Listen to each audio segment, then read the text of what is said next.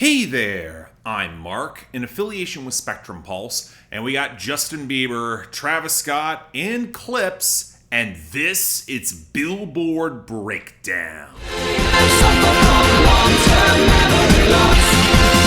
I don't remember. It just would be the week where I move when we got the sort of wide-ranging album impact that makes episodes like this difficult to handle. A triple album bomb, partially from Clipse, partially from Travis Scott, and most of all from Justin Bieber. Now, truthfully, all three album impacts fall within album bomb territory for me, and given that I've already formally reviewed 2 out of the 3 main projects on my main channel, this might wind up a bit more condensed than how long this could otherwise have been, but make no mistake, it's probably still gonna take a while. You have been warned. But you wanna know what's kind of funny? Amidst all this, when we go to our top 10, Ordinary by Alex Warren is still at number 1. And in this case, that does make me laugh that all the fan bases are coming out of the woodwork to accuse Alex Warren of botting streams or using all of the gimmicks that all of their own favorite artists also use in earnest. It's a bad and often rigged game. I've gone on about this for years. But the truth is that Ordinary is about as conventionally strong of a hit as you can get. It's dominant on sales, rock solid streaming, and it continues to gain on the radio while at the top spot. Its margin compared to every other song there is enormous. So okay, let's do the comparison. Daisies by Justin Bieber debuted this week at number 2, with great sales and the top streaming position, and the radio push has started, but there's no serious muscle in that department. It was gonna have to beat Warren on a streaming margin or sales, and it didn't happen, which is exactly what happened to Drake last week as well. You can argue that a relatively weak number 1 like Ordinary should be beatable, but we're dealing with a diminished Drake and a rushed Justin Bieber album rollout for Swag with no music video in place for Daisies. You don't just get the top spot on Birthright. It takes work and preparation. Bieber still landing this high, it says a lot. Now, for example, it handily overtook What I Want by Morgan Wallen and Tate McRae at number 3. Rock solid streaming as per usual, but the radio's still not moving quickly because there's so many other Morgan Wallen songs in circulation. Compare this to Golden from K-pop Demon Hunters rising to number 4. Similar case to Bieber in the huge sales and streams, but the growth has just felt a bit more consistent, even if the radio is still barely touching it. And yet it was enough to get over Just In Case by Morgan Wallen at number 5, mostly because of a sharp streaming decline and peaking on the radio, and yet it was still enough to hold over a bar song Tipsy by Shaboozey at number 6 with an even sharper streaming loss, though it did have a weirdly decent radio week. But now we got another new arrival in the top 10 with a long, slow run up the charts, Love Me Not by Raven Lenae at number 7. This is just a case where the radio adores this song, even if the streaming isn't great and the sales aren't there at all. You can call it a sleeper hit, but at least it worked. Hell, it was enough to hold over What Did I Miss by Drake down at number 8. Very telling that he thought this song was going to have legs going into a triple album bomb week, especially when you lost your top spot on streaming. But when that happens and the radio just is not kicking into full gear and the sales aren't really there, you are not going to make that run.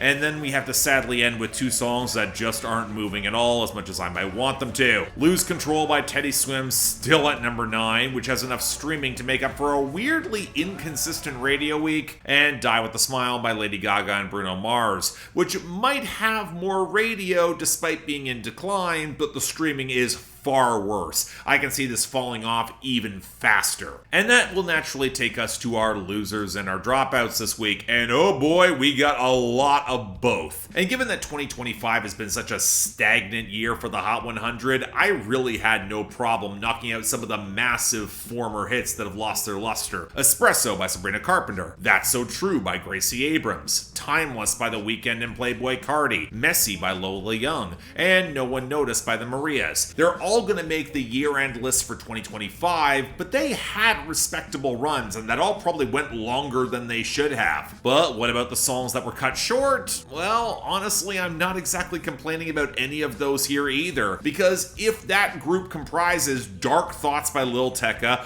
Azazem by Ed Sheeran, I'm a Little Crazy and Dark Till Daylight by Morgan Wallen, Typa by GloRilla, and Revolving Door by Tate McRae, are we really losing that much? And what's kind of nuts is that we actually don't have a ton of losers because the Hot 100 has been so paralyzed with inertia. Off the debut, the only song that lost traction and stayed on the chart was River Washed Hair by Zach Bryan at 75. The only gain falling back was Bottle Rockets by Scotty McCreery and Hootie and the Blowfish at 77. The only return collapsing is Nueva Yol by Bad Bunny at 96. Might as well throw in EO as well at 97. And the only continued losers are Outside by Cardi B at 61. Again, really bad sign for that album rollout. And 20 Cigarettes by Morgan Wallen at 60.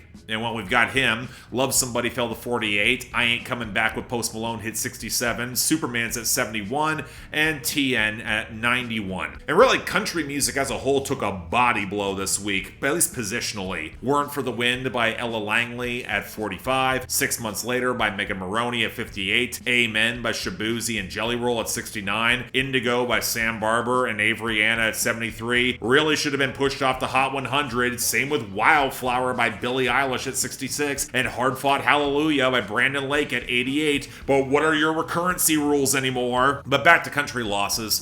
Fix What You Didn't Break by Nate Smith hit 80, House Again by Hudson Westbrook at 82, and I might as well throw in Marlboro Rojo by Fuerza Regida at 100, it's close enough to the genre. Ish. Finally, the rest. Nokia by Drake at 31, Anxiety by Doechii at 39, Apartment by Rose and Bruno Mars at 40, 30 for 30 by SZA and Kendrick Lamar at 46, Just Keep Watching by Tate McRae, Your Way's Better by Forrest Frank at 87, Whim Whammy by Pluto and YK Nice at 89, Party For You by Charlie XCX at 94, Twilight Zone by Ariana Grande at 98, and Rather Lie by Playboi Carti in The Weeknd at 99. So what about our returns and gains? What actually beat back the tide? Well, it was pretty much just Soda Pop from K-Pop Demon Hunters rising to 25. There were no returns. But this is where we're going to be talking about 3 album bombs, where from Clipse and Travis Scott, they are in the smaller category, so it's the best, the worst, and the top 40, and for Justin Bieber, the bigger group. The best, the worst, and those in the top 20. It still gives us a ridiculous amount of material to cover, but let's start with all the Bieber songs I'm not talking about. All I Can Take at 21, Way It Is with Gunna at 33, Things You Do at 35, Walking Away at 37, Butterflies at 49, Devotion with Dijon at 56, Sweet Spot with Sexyy Red at 57, First Place at 59, perilously close to the bottom tier. I just hate the drum mixing on this thing, and Justin Bieber's got no clue what something being on site means. Swag with Cash Cobain and Eddie Benjamin at 70, Too Long at 79, Glory Voice Memo at 83, 405 at 86, and Dad's Love with Lil B at 84. In the year 2025, Lil B's hit the Hot 100. Tell someone that 15 years ago would have blown their mind. Then there's the Travis Scott songs, where none of them made the top 40. Ah, shucks, what a disappointment. Which leaves us with Shyne with GloRilla, who just saves the entire song. 2000 Excursion with Sheck West and Don Toliver at 72.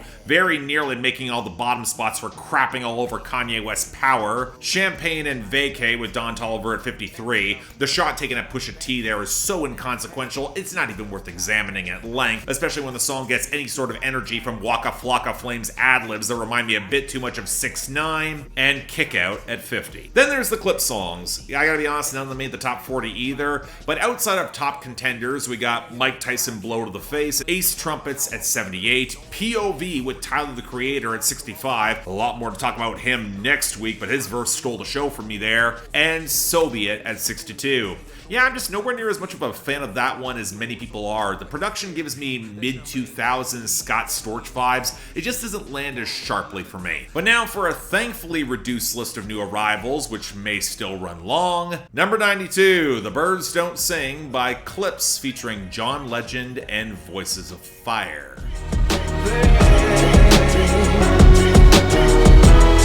The birds don't sing, the birds don't sing, they screech and play. Oh, they screech and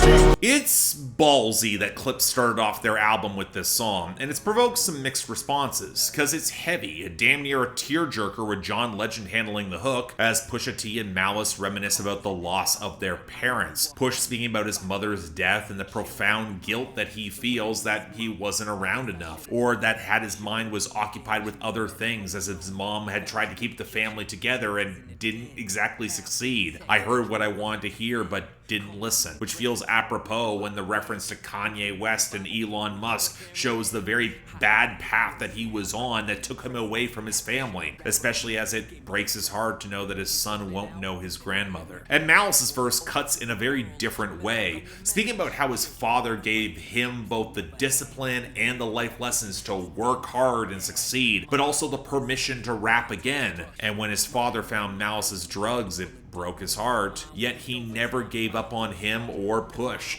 with the password on all of his old devices being, "I love my two sons." Then there's no relief granted here. It's pain, it's grief, pure and simple, set against the spare pianos until the oily grind of the synths slide in, and that gospel-inflected hook just soars. It might be bleak, but it raises the stakes of what's required to come back to this. It's somber but righteous. And yeah, absolutely excellent song. So compare that to number 74, Where Was You by Travis Scott, Playboi Carti, and Future. Switch up on my hoe, drop a Vincent dope. I've been fucking this hoe all week, she didn't give me a code. Flexing, took a jet in Mexico. Stop texting, cause I'm not trying to check my phone. Oh look, another collab between Future and Travis Scott where you got Playboi Carti on the hook. Haven't seen that before, especially when you can't expect any of them will have anything new to say. Cause believe me, you do not want the closer examination of the text here, because if Travis Scott is trying to pull in some level of paranoia of who he can trust around him, where was those people near his beginning run, maybe just don't be such a clout-chasing click hopper. You keep proving everything Push said about you is true, and this is not changing that. But that would also imply the song is doing anything beyond the usual bad sex references and brand name porn, with Future wanting to fuck a lesbian with barely any energy as it sounds like his voice is fried, and Playboi Carti is smothered in ugly auto-tune in his creaking nasal register that has no power to it. But I think it's the production that really annoys me here the most. Filthy's mastering is routinely really shoddy, with the bass and the vocals frequently clipping the mix, but that plucky melody doesn't form any coherent pocket, and the more it stumbles before the muddy synthesizers come in, the more distracting it is. But what I think's probably worst about all this is how rote it feels. If your feature list is already becoming an already overused Twitter meme for a song that's got nothing to it, I'm sorry, I got no reason to care. This sucks. Move on. Number 68, In Your Fantasy by ATEEZ. Set you free from your sanity. Come get happiness in my stare. Ain't gonna take it there. Live it in the lies, we can lose it first. Devil in disguise from how this works. Okay, I find it interesting the only two songs that debuted this week that weren't from the album bombs are both K-pop, and given that we're starting with ATEEZ, I don't exactly have the highest expectation given Lemon Drop from a couple weeks ago. And honestly, I might have sold them a bit short, because the production here works considerably better with the buzzy grind of the synth and the shuffling patter of the groove. It reminds me a lot of mid-2000s Timbaland with slightly more basic percussion, and that's a sound that nails some of that future sex swagger the group wants to try and pull off, especially as the lyrics are leaning into that transgressive darkness of being some sort of incubus that's drawing their target in, bringing out that sex demon within for this partner. Now, do I think they make the most of the quasi-devilish approach here? Not really. You give these lyrics to Justin Timberlake 20 years ago and not much would change. It wouldn't even be that transgressive. But I do appreciate each singer having more aggressive flair, a little bit more vocal character that the production doesn't crush underneath. So yeah, maybe it's more of a nostalgic throwback for me, kinda like Lemon Drop in that regard if we're being honest. But I think it lands. Pretty good song. Number 54, Dumbo by Travis Scott. I bet she going dumb. I bet she going dumb. Straight up. I bet she going dumb. I bet she going dumb. Come let it fall to the waistline. wasted, just don't waste mine. Yeah, one more Travis track here, and again, where the production's the biggest culprit for nothing coming together. The bass smothering and clipping the mix, an eerie melody that bleeds into these annoyingly shrill bleeps, a refrain that is a naked Drake ripoff, and it could have been tolerable if any of it was developed well, and Travis's flow that might have some kinetic bounce if he wasn't nakedly cribbing notes from Migos and Playboi Carti, and of course he's got nothing new to say. But you know what? That's not new from Travis. He's got some girl that he's cheating with who sneezes when she sniffs coke, where he doesn't trust her because apparently she was using him, but also seems to have caught feelings along the way, where he seems more interested in her exploding ass, letting her clothes fall off around her waistline, and if she gets high, not to kill his vibe, and his car having a kit like a BBL. Not only does it not feel new, it's vacant, it's incoherent amidst the rest of the drug abuse and hedonism. I'm not expecting him to be lyrical, it's Travis Scott, although Clipse again proves you can absolutely brag better than this. But when the production's so bad, and I'm not remotely impressed by any lingering charisma Travis has, none of this feels worth my time. I mean, this would suck irregardless of what's placed in contrast to it, but when we got this, number 42, Chains and Whips by Clipse featuring Kendrick Lamar. Choke my neck, nigga, and ice my bitch. Beat the system with chains and whips. This is culturally inappropriate.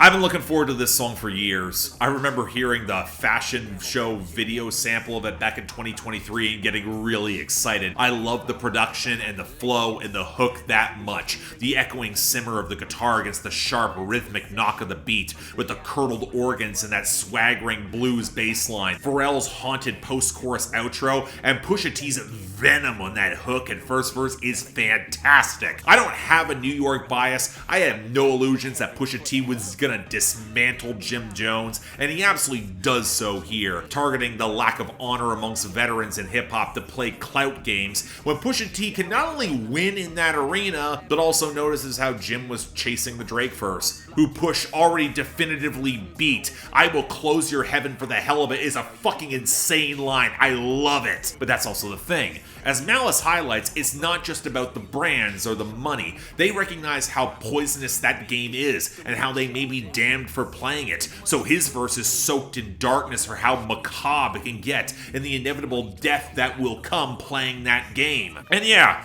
all of that would be enough to get this high on any of my list.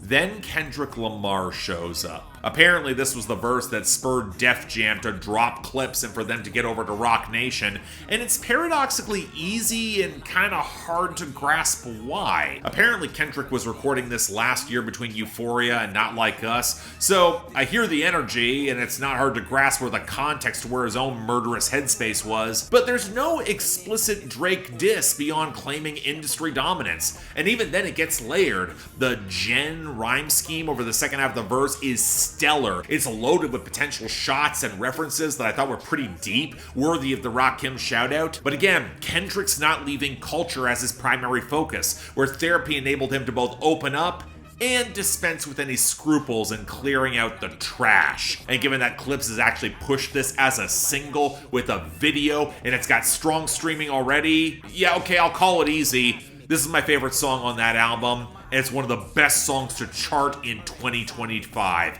Fantastic song. Give this a proper chance. Number 28, Jump by Blackpink.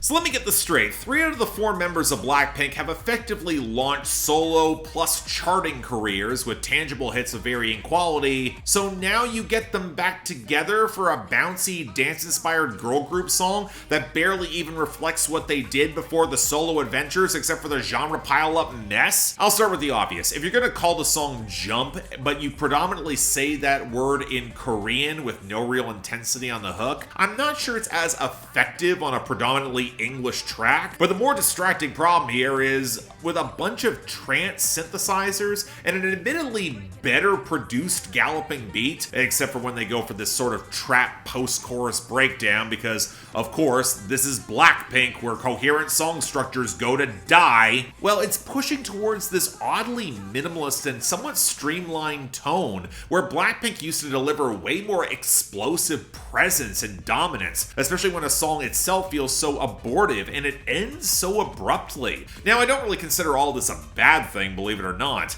The backing reverb guitar phrase that feeds into that spooky pre-chorus voice actually gives the song a little bit more flavor, and the production isn't nearly as overmixed and compressed and overexposed as they can be. But then we get to the lyrics, which are honestly kind of a wash, and the girl power flexing towards the dance floor that Blackpink have been hitting their entire career, and they really don't make use of any of the different directions that all four have gone in since 2022. Ironically, all the time spent apart appears to have only delivered some production polish and a sound that they haven't really done before coming together. It honestly lands better than you would expect. Go figure with that. Number 18, Go Baby by Justin Bieber.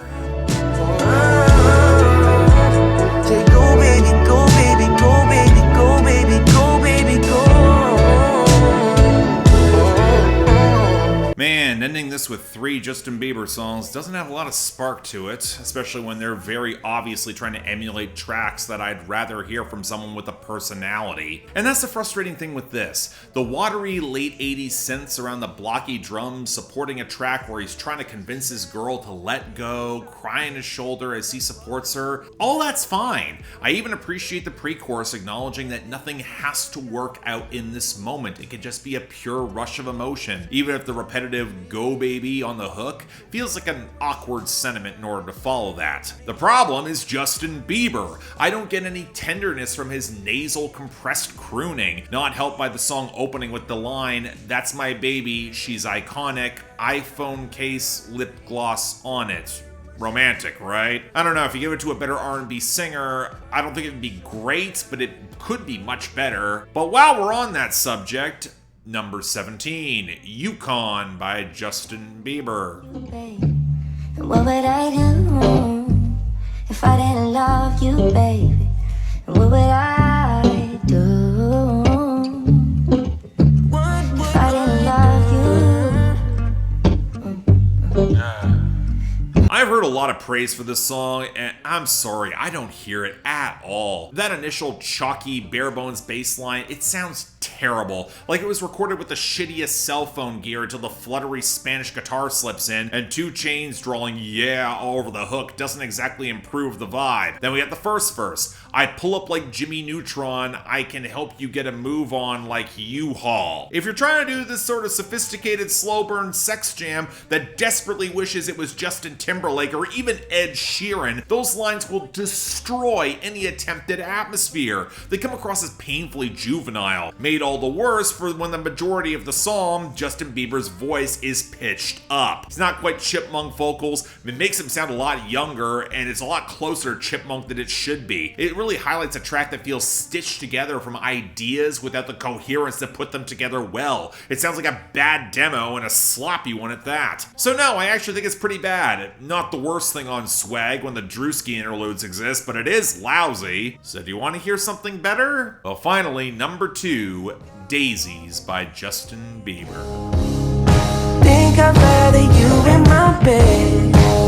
Whatever it is, you know I can take it. I'm counting the days, how many days till I can see you again. So there's 2 ways to think about this. The first being that it's easily the best song on Swag, and some of that does come down to Justin Bieber, even if he is, again, the weakest part of the track. One of the emotions he succeeded at conveying across his career is confusion at mixed signals, and that's kind of the central idea at the root of the song. He's trying to pin down whether or not this girl likes him, he's willing to wait. But as the drums and guitars pick up a little bit more simmer, you can tell that his impatience is actually bubbling up. Kind of feels like the gender-inverted Love Me Not by Raven Lenae, and that's not a bad thing, even has some similar metaphors. And I actually really like the warmer tone and rougher groove of the song. There's a burnished rollick to it that's got a lot of charm, especially in and around R&B, but on the other hand, that's basically a factor of his producer, McG, who shows up for a single song on this album, basically making it his own. So it places the track in a bit of an odd space of who gets credit, but I think getting bogged down in that might be missing the point, especially as it's rare for a pop star's best song on the album not obviously being pushed as the single to chart the highest. So if it sticks around, I'm gonna be okay with that. Good track. I guess someone got something right for once. And that's our week. Unsurprisingly, the best and worst follow very quickly, with both of the latter coming from Travis Scott, with Dumbo taking the bottom, and Where Was You with Future and Playboi Carti as the obvious dishonorable mention. And the best, unsurprisingly, they're going to Clipse. Chains and Whips with Kendrick Lamar gets the top spot, although not quite running away with it as much as I love the song, because The Birds Don't Sing with John Legend is the honorable mention. Yeah, they're close together. Next week, I was expecting it to be quiet, but Tyler the Creator snuck an entire album out. It's bound to do well. Stay tuned for that. But until then, I'm Mark. You're watching Billboard Breakdown, affiliated with Spectrum Pulse. And I'll see you.